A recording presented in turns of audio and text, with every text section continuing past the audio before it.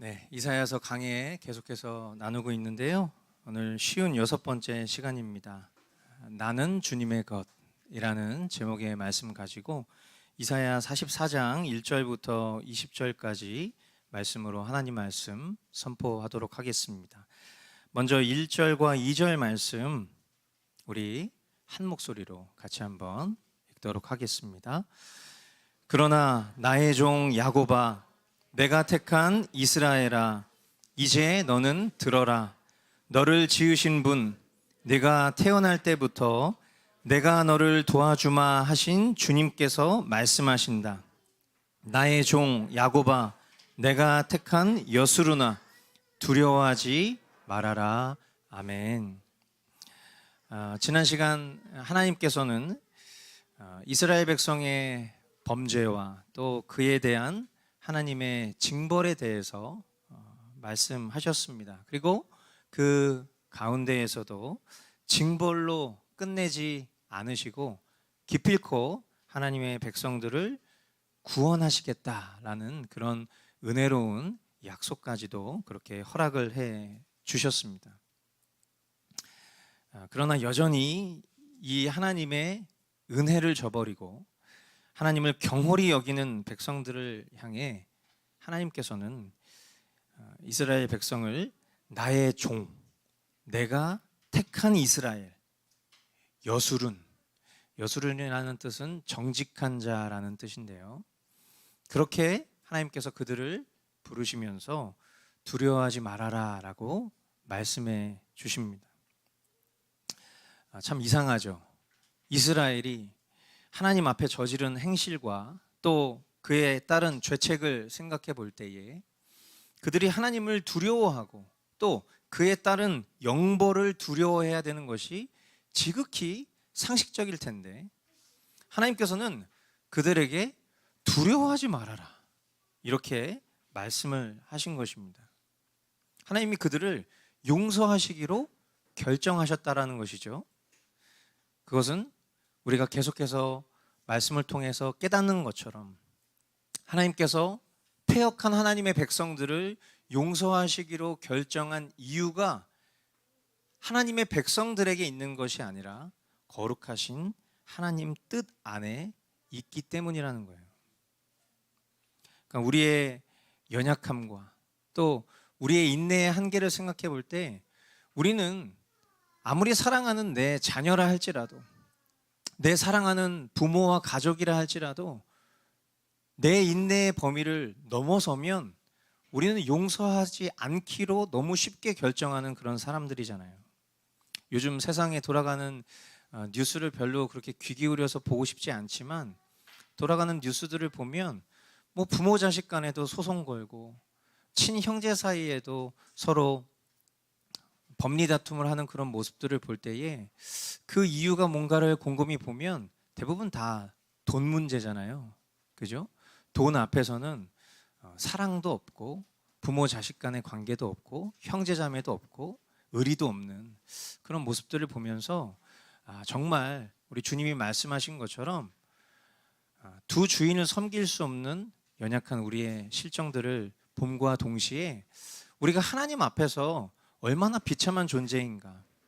그럼에도 불구하고 하나님께서 우리를 얼마나 오래 참으시는지 그 견인의 은혜를 다시 한번 생각할 수밖에 없는 것입니다.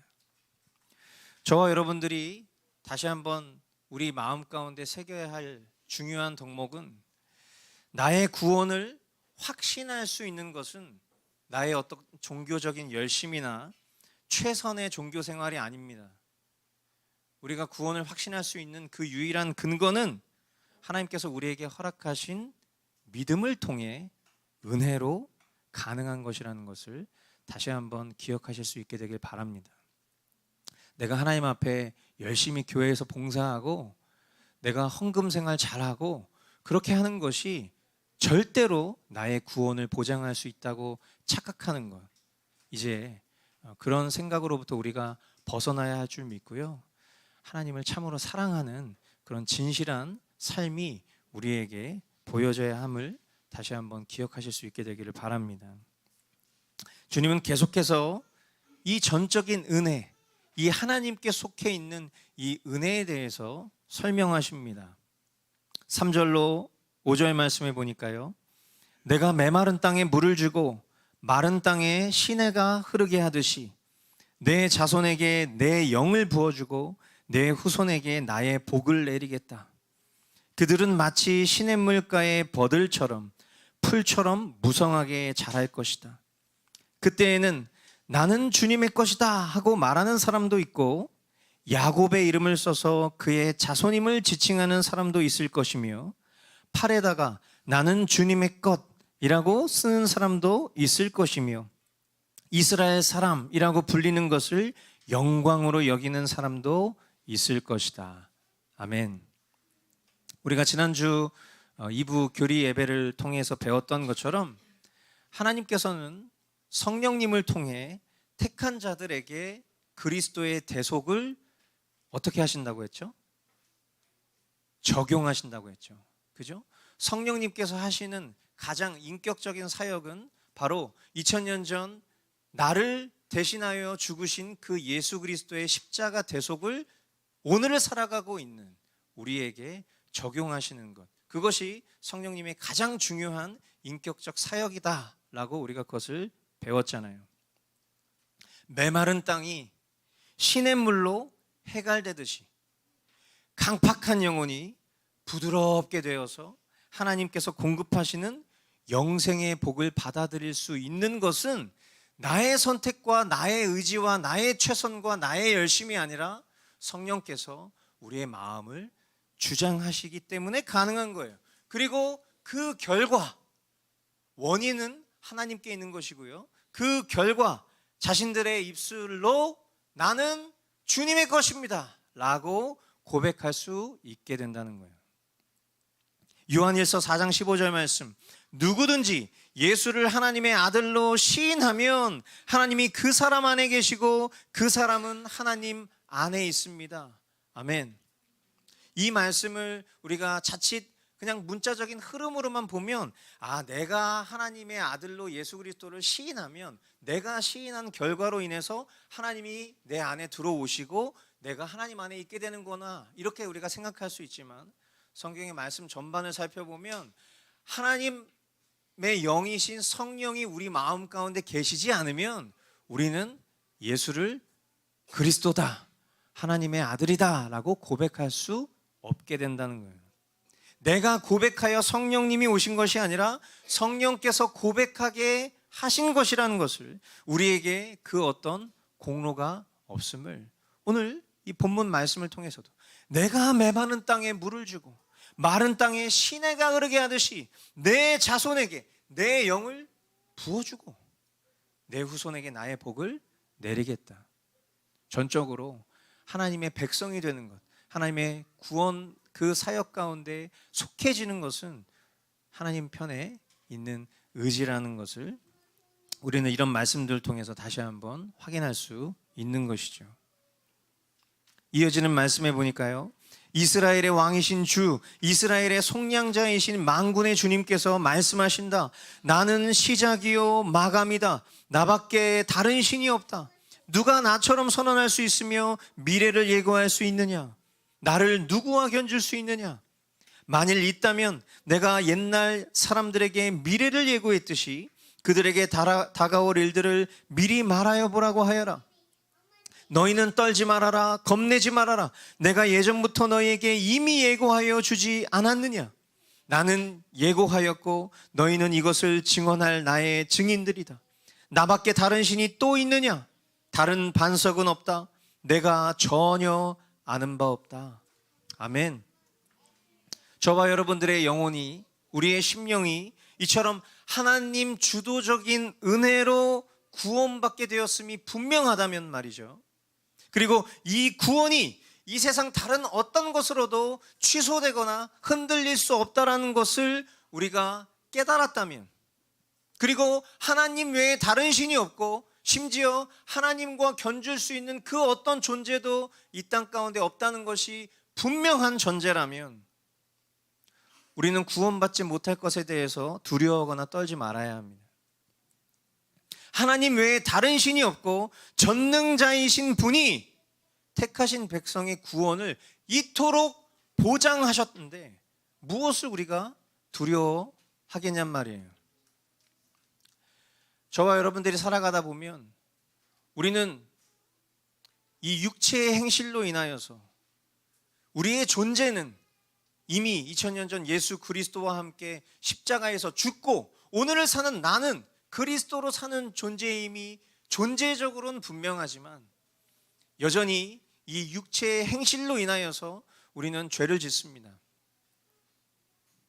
그러다 보니까 그 죄에 따른 죄책감이 들고요. 그리고 때로는 우리의 삶 가운데 그 죄에 대한 죄책을 지게 되는 상황이 오기도 해요. 그리고 아마도 대체적으로 살아가는 대부분의 시간들은 아마 이 죄와의 싸움이 거룩한 신자들에게일수록 더 극렬하게 다가오는 것은 기정사실입니다. 그러다 보니 그런 죄책으로 인하여서, 그런 죄책감으로 인하여서 우리는 내가 구원받지 못한 사람이 아닐까라는 그런 불안감과 두려움에 휩싸이게 되고요.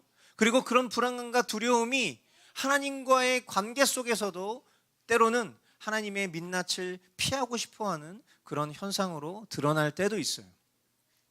그런데 우리가 잘 아는 것처럼 만일 우리가 우리의 실력으로, 나의 믿음으로 우리가 구원을 받은 자라면 맞아요. 우리는 이런 연약한 자기의 발견을 통해서 내가 구원받지 못한 사람일 수도 있다라는 그런 판단을 할 수도 있어요. 그러나 분명한 사실은 우리에게 있어서 구원받을 만한 그 어떤 자격과 이유도 처음부터 우리에게 없었다는 것을 기억하셔야 합니다. 우리가 잘 아는 로마서 말씀에 우리가 아직 죄인 되었을 때에, 우리가 아직 연약할 때에 하나님께서 그리스도를 통하여서 하나님의 그 사랑을 우리에게 확증하셨다라고 그랬어요. 너가 얼마나 잘하는지 내가 지켜보고 너가 내 율법을 얼마나 잘 지키는지 두고 보고 내가 정한 상한선을 뛰어넘으면 그때 내가 너를 구원해 줄게 라고 주님은 우리에게 한 번도 말씀하신 적이 없다는 거예요. 구약이나 신약이나. 이것이 은혜죠. 자격 없는 내 편에서 이루어진 것이 아니라 전적인 하나님 안에서, 하나님의 거룩하신 뜻 안에서 하나님이 우리를 택하셨다는 것 말이에요. 그럼 이 은혜를 깨달은 자라면 어떤 반응을 보여야 될까요? 구원이 나에게 있는 근거가 아니었기 때문에 내가 구원 받았으니까 여전히 나는 그냥 연약한 모습으로 내가 원하고 바라는 대로 죄짓고 이 세상의 풍조를 따라 살아가도 되는 것이구나. 참된 은혜를 깨달은 사람이라면, 참된 신자라면 그렇게 살지 않겠죠. 구원은 매우 값지지만 그것을 싸구려 은혜로 치환하는 것은 도리어 믿음 없는 신자들이 하는 것입니다. 그러나 그 비싼 은혜를 정말 값비싼 것으로 내 심령 가운데 새기고 살아가는 사람은요, 이전의 삶처럼 살아가지 않아요. 내가 이전에 살아갔던 이 세상의 방식과 이전에 살아갔던, 내가 이전에 사랑했던 그 죄성을 쫓아 살아가지 않으려고 발버둥 치는 거예요. 그렇게 발버둥 쳐도 쉽게 되지 않는 것이 죄된 본성입니다. 사도 바울의 고백처럼 정말 나는 비참한 사람이구나. 개역개정에 나는 곤고한 사람이구나. 왜 그렇죠? 우리가 봤을 때 사도 바울은 죄 안 짓는 사람 같지만 그의 심령 가운데에도 생각과 마음과 행실로 끊임없이 요구되어지는 그 죄성과 자신이 믿고 바라는 그 복음과의 그 간극이 너무 크기 때문이에요. 그가 복음을 전하는 그 순간에도 끊임없이 그의 죄성은 그를 끌어당겼을 거죠. 마찬가지예요. 우리의 삶도 그렇습니다. 그렇게 살아도 괜찮다는 게 아니에요. 그럴 수밖에 없는 연약한 자가 바로 저와 여러분들이라는 거예요. 그러나 그런 연약함을 통하여서 우리가 더 주님을 찾게 되는 것입니다. 주님, 저는 이토록 소망이 없는 자입니다. 저는 이토록 주님이 없으면 안 되는 자예요. 주님, 오늘도 나와 동행하셔서 나로 하여금 그리스도를 보게 하여 주십시오. 이 세상이 그리스도를 보게 하여 주십시오. 나를 통해서 주님을 알게 하여 주십시오. 그 고백이 참 신자의 고백이 되는 것이죠. 이 사실이 저와 여러분들에게 결론되기를 바라고요. 그리고 그렇기 때문에 우리가 우리의 연약한 행실로 우리의 구원을 의심하지 않고 도리어 하나님 앞에 주님, 나의 전 인격을 더욱 구원의 길로 인도해 주십시오 라고 기도하는 것이, 그것이 참 신자된, 또 참 자녀된 외침이요 고백인 줄 믿습니다. 오히려 우리가 주목해야 될 말씀은 이어지는 말씀 같아요. 9절로 11절. 우상을 만드는 자들은 모두 허망한 자들이다. 그들이 좋아하는 우상은 아무 쓸모가 없는 것들이다. 이런 우상을 신이라고 증언하는 자들은 눈이 먼 자들이요 무지한 자들이니 마침내 수치만 당할 뿐이다. 아무런 유익도 없는 신상을 만들고 무익한 우상을 부어 만드는 자가 누구냐? 그런 무리는 모두 수치를 당할 것이다.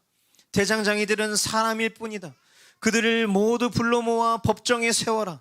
그들은 두려워 떨며 수치만 당할 것이다. 우상을 만드는 자와 우상을 신이라 말하는 사람들은 수치를 당할 것이다 말씀하십니다. 여러분, 이 세상에는 수많은 우상이 있죠. 그 우상을 신이라 부르며 믿는 사람들도 있습니다. 그러나 안타깝게도 그 안에 하나님의 백성들도 포함되어 있다는 것이 우리가 주목해야 될 점 같아요. 저와 여러분들이 구원의 문제에 있어서 물론 우리가 겸손히 주님 앞에 확신을 갖습니다. 예, 주님, 저는 구원받을 자격이 없지만 그러나 제가 주님을 주님이라 부르는 것이, 제가 하나님을 나의 아버지라 고백하는 것이 저로부터 오지 않았음을 믿기에 저는 구원받은 자가 맞습니다. 저는 하나님의 백성입니다. 우리는 그렇게 겸손한 확신을 할 수 있어요. 그러나 우리가 진짜 주목해야 될 것은 우리가 그런 고백을 하고 있으면서도 나도 모르게 우상 숭배자로 살아갈 수 있다는 것을 우리가 주목해야 한다는 거예요. 안정감, 참된 구원의 확신은 우리에게 안정감을 가져다 줘요. 그렇죠?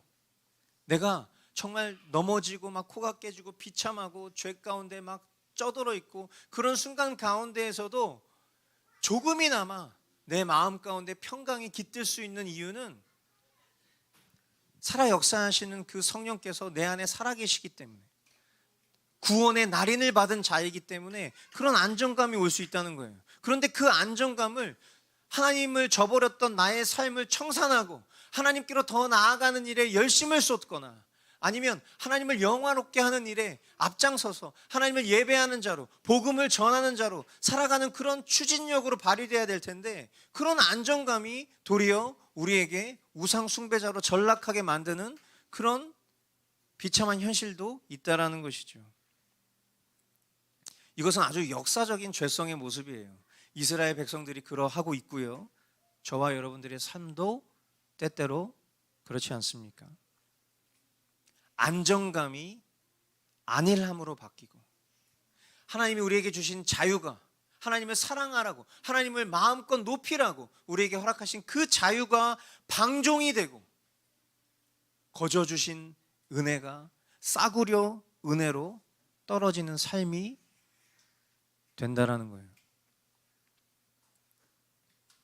철공은 그의 힘센 팔로 연장을 버리고 숯불에 달구어 매로 쳐서 모양을 만든다. 이렇게 일을 하고 나면 별 수 없이 시장하여 힘이 빠진다. 물을 마시지 않으면 갈증으로 지친다. 목공은 줄을 들여 나무를 재고 석필로 줄을 긋고 대패질을 하고 걸음쇠로 줄을 긋는다. 그렇게 해서 사람의 아름다운 모습을 따라 우상을 만들어 신전에 놓는다.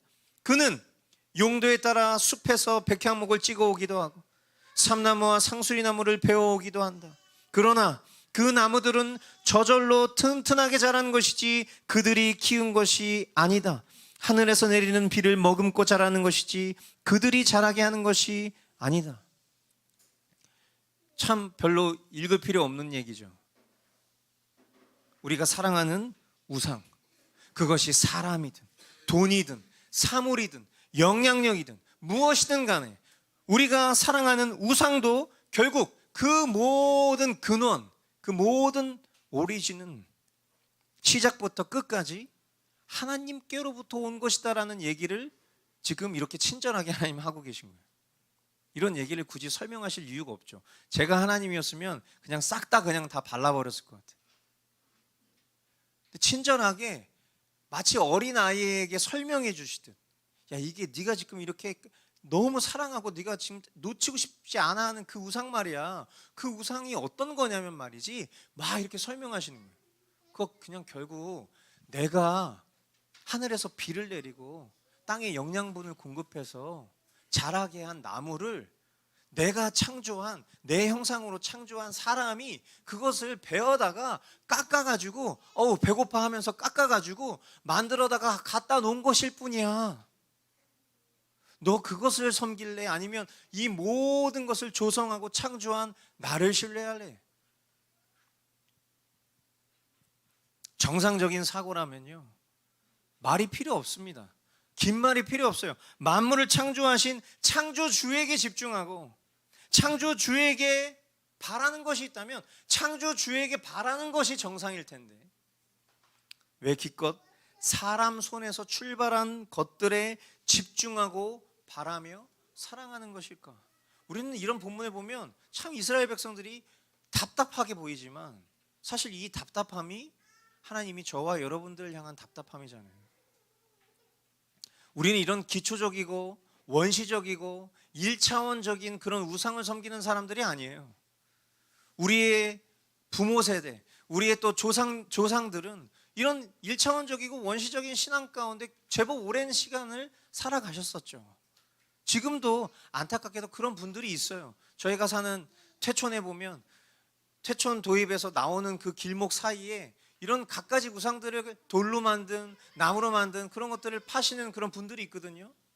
궁금해서 한번 지나가다가 그거 얼마인지 물어봤어요. 그랬더니 1,000,000원이래. 차라리 그 돈을 나한테 주지. 내가 복음을 영화롭게 하는 일에 쓸 텐데.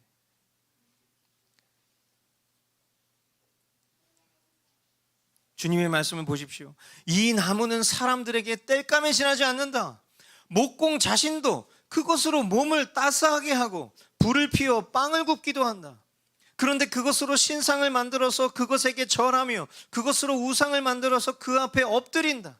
우상을 만드는 것과 꼭 같은 나무 반토막으로는 불을 피우고 그 불덩이 위에 고기를 구워 먹고 그것으로 배를 불리며 또 몸을 따스하게 하며 불을 보니 따뜻하다 하고 말한다.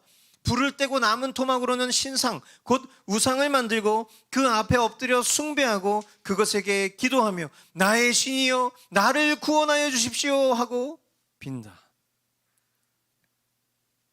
오늘 본문이 하나의 예를 들어 설명하고 있는 나무로 만든 우상처럼 무속신앙적인 수준을 벗어나지 못하는 어리석은 우상 숭배가 하나님과 무관한 사람들도 아닌 하나님의 백성들 안에 계속 이루어지고 있음은 도대체 무엇 때문이에요?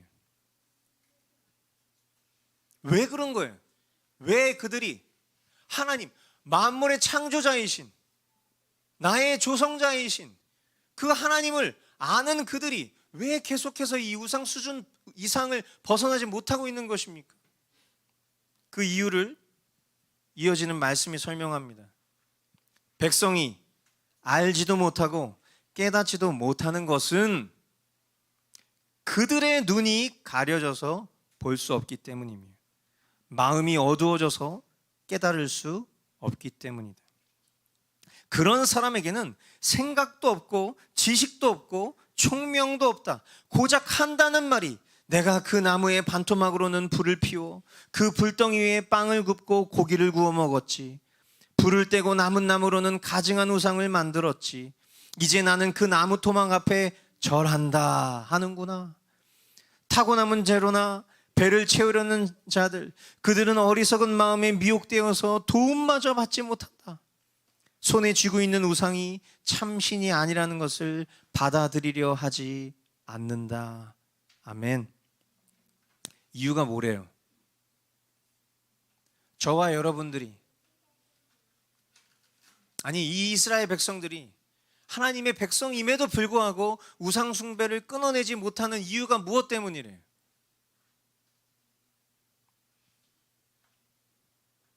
그들의 눈이 가리워졌다. 내가 눈을 가린 게 아니라 가리워진 거예요. 능동태예요, 수동태예요? 수동태예요. 내가 내 눈을 가린 게 아니에요. 가리워진 거지. 내 마음이 어두워졌다. 그래서 그 존재는 깨달을 수 없다. 이 우매하고 무지한 상태를 하나님께서 거두어 주시지 않으면 그들은 복음을 들어도 깨달을 수 없어요. 예배당 안에 머무른다 할지라도 우리의 마음이 어두워지고 우리의 눈이 닫혀 있으면 우리는 결코 이 복음을 생명으로 받을 수 없어요. 지금 이 말씀이 우리 모두에게 선포되고 있지만 그 말씀이 전혀 납득되지 않고 깨달아지지 않는 심령이 있을 수도 있다는 것은 매우 우리가 두려운 것입니다. 여러분, 예배당 안에 앉아 있다고 참 신자라고 착각하면 안 돼요. 우리 자신의 신앙과 믿음을 늘 겸손히 돌아봐야 하는 것은 이 모든 것이 나에게로부터 온 것이 아니라는 것 때문이에요. 매일의 순간순간을 우리가 겸손하게 살아야 함은 오늘 내가 하는 행동이 하나님과 사람 앞에서 우매하고 무지한 행동일 수 있다는 것을 기억해야 합니다. 하나님께서 은혜를 주시지 않으면 말씀을 보아도 들어도 깨닫지 못해요. 행위적 열심이 아무리 충만하면 뭐합니까? 하나님의 본심을 알 수가 없어. 그러나 하나님께서 은혜를 주시면, 어떤 은혜? 그 주님의 은혜의 빛, 나의 무지함을 환히 밝힐 그 은혜의 빛, 나의 닫힌 눈을 활짝 열어주실 그 은혜를 우리에게 주시면 말씀이 지식이 아닌 생명으로 우리에게 깨달아질 것입니다. 아멘. 저와 여러분들이 사모해야 될 것은 바로 그거예요.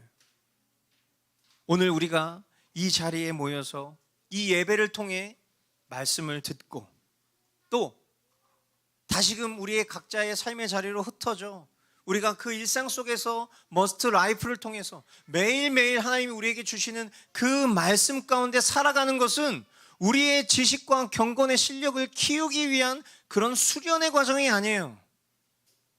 그것은 생명입니다. 어찌 밥을 먹지 않고 사람이 살 수 있어요? 어찌 말씀을 보지 않고 사람이 살 수 있습니까? 한 주간 주일날 이 한 시간도 채 되지 않는 예배 속에서 선포되어지는 이 설교로 어찌 우리가 일주일을 살 수 있어요? 여러분, 오늘 점심에 이 앞에 있는 보쌈집에서 우리 다 같이 제가 살 테니까 밥 맛있게 우리 배불리 먹고 한 주간 동안 아무것도 드시지 말고 다음 주 주일날 만납시다. 그러면 여러분, 제가 제정신입니까? 이것은 넌센스인데 왜 우리가 일상을 살아가는 삶 속에서 말씀을 보지 않죠? 여러분, 그것은 참신자가 절대 아니에요.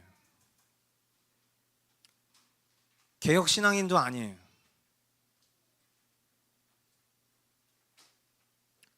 제가 과언을 하고 있습니까? 제가 부담을 드리고 있습니까? 아니요. 저는 여러분들을 살리는 말을 하고 있는 거예요. 여러분, 제발 우리의 심령이 하나님께서 우리에게 주시는 그 은혜의 손길을 저버리는 그런 패역한 심령이 되지 않기를 바랍니다. 주님은 매주 매일 우리에게 요청하세요. 주님은 친절하게 우리를 타일러 주실 때도 있어요. 때로는 우리의 심령 가운데 비수를 꽂듯 책망하실 때도 있어요. 견책하실 때도 있어요. 그러나 그 모든 것이 하나님 사랑이에요. 하나님 우리를 패망시키지 않아요. 제가 여러분들에게 전하는 이 말씀도 하나님과 무관한 사람에게는 아무 상관없는 얘기예요. 여러분, 이 말씀을 들어서 깨닫는 은혜가 있기를 축복합니다라고 했을 때 참 신자나 아멘으로 화답하지 참된 신자가 아니면 아멘으로 화답할 이유가 없어요. 왜? 나랑 상관없는 얘기니까. 그게 뭔 말인데. 이런 반응일 수밖에 없는 거겠죠. 그러나 선뜻 아멘하지 못하는 찔린 양심을 갖고 있다면 그것 또한 하나님의 택한 자녀의 증거가 되겠죠. 왜? 내가 하나님의 백성답게 누리며 살지 못하고 있는 내 현실의 비참함 때문에. 그러나 거기서 안정감을 가지라는 게 아니에요. 더 누려야죠. 더 아버지께서 우리에게 주시는 그 사랑을 누려야죠. 풍성히 우리가 깨달아야죠. 날마다 우리에게 공급하시는 그 생명의 말씀과 그 호흡을 우리가 받아야죠. 영원한 생명을 살 그 존재로 오늘 이 땅을 살고 그것을 누려야 되는 것이 하나님 나라의 소유된 백성 아니겠습니까? 여러분, 우리가 하나님의 말씀을 사모하고 신뢰하는 가운데 그 안에 참 지식이 있고 총명이 있습니다. 사람이 하는 생각과 말들은요, 결국에는 다 하나님을 거역할 뿐이에요. 그것은 결국 이 본문이 얘기하고 있는 것처럼 우상 숭배 수준을 벗어나지 못하고 하나님께서 누리게 하시는 그 풍성한 복을 누리지 못한 채 구원은 받았으나 죄의 종노릇하며 살아가는 그런 삶을 벗어나지 못하는, 전혀 내 삶에 성장이 없고 성숙이 없는 그런 삶인 거예요. 언제까지 그 삶을 사냐는 말이에요. 그러나 하나님으로부터 온 말과 지식은, 지혜는 결국 하나님의 뜻을 더욱 따르게 합니다. 저와 여러분들을 의의 길, 생명의 길로 인도하시는 능력이 되는 거예요. 아멘. 바라기는 우리 머스트 공동체가, 우리 교회 교우분들이 내가 무슨 말을 하고 무슨 행동을 하고 있는지도 모른 채 자신의 그냥 소견으로, 얄팍한 소견으로 말하고 생각하고 행동하는 자들이 되지 않기를 원합니다. 말씀 앞에 머물러서 내주하시는 성령님으로 충만하여져서 주님이 말하게 하시는 것을 말하고 생명을 살리는 언어로 내가 살아가는 삶의 자리에서 복음의 증인인 그런 삶을 살아가는 공동체가 되기를 간절히 소망하는 거예요. 오늘 우리에게 허락하신 말씀의 한 절이라도 우리 심령에 심어져서 닫힌 우리의 영안이 열리고 또 강팍한 심령에 생수의 강이 흘러는 하나님 아버지께서 누리게 하시는 그 풍성한 은혜가 저와 여러분들의 삶 가운데 있기를 주님의 이름으로 축복합니다. 기도하겠습니다.